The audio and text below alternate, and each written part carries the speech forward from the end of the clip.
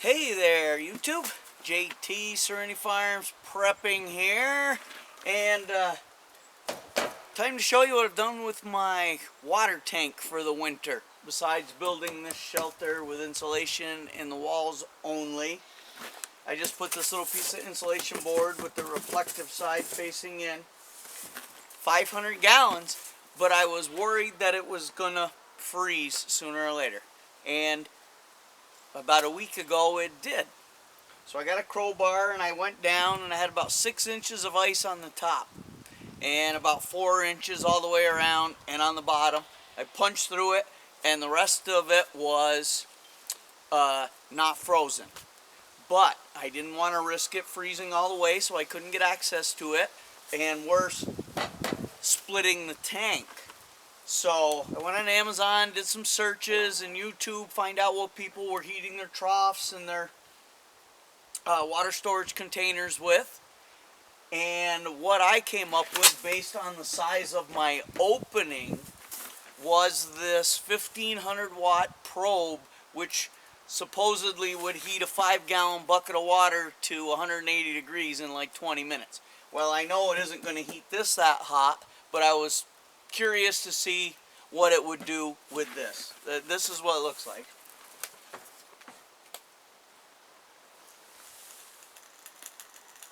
It's making steaming noises now. I let it hang down into the tank almost to the bottom, and within 2 days it had thawed everything, and the water is about 42 degrees. So it does use 1500 watts. If my grid goes down with that probe, I don't have access to it. I can't run that with solar. It's just too much. So I came up with another plan. A, I needed to get the water out of there, and B, I needed something I could run with a 100-watt solar panel, a little 35 amp hour battery. So then I remembered that I have all sorts of little pond and pool pumps in my greenhouse as backups that I'm not using, that only use 15, 20, 30 watts, depending on which size pump I want to use. So I went in and got my smallest one.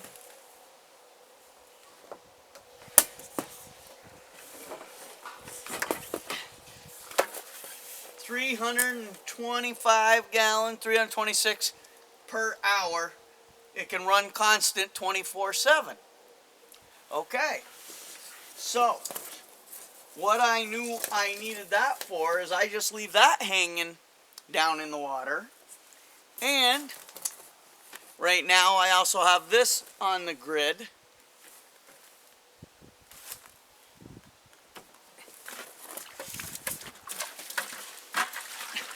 As you can see, flows really nice. Only take me about a minute to fill this 5-gallon pail.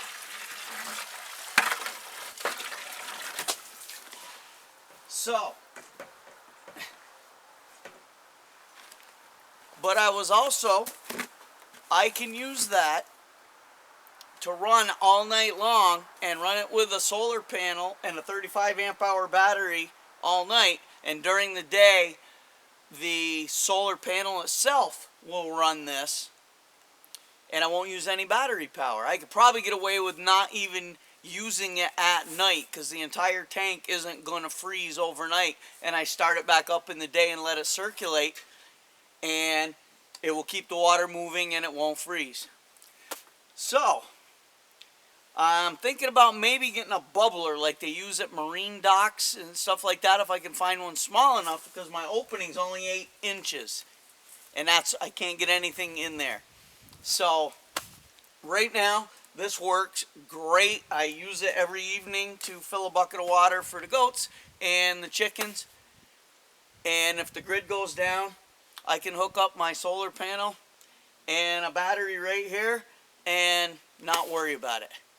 So that's the video I decided to make today. Let me know what you guys are doing for your water supply. I hope you certainly have water storage and aren't relying on city utilities if that's where you live. Sorry, the sun is amazing today. I'm out here in the country, but I have my well pump, which is grid. If that goes down, I can use my generator to run that right now, but I have a solar well pump to install in the springtime just so I can bury the wire a few inches under the ground, and then I won't have any issues there either. So, let me know what you think. Let me know what you're doing. Like, share, subscribe, comment. But for now, JT signing off. Have a good one.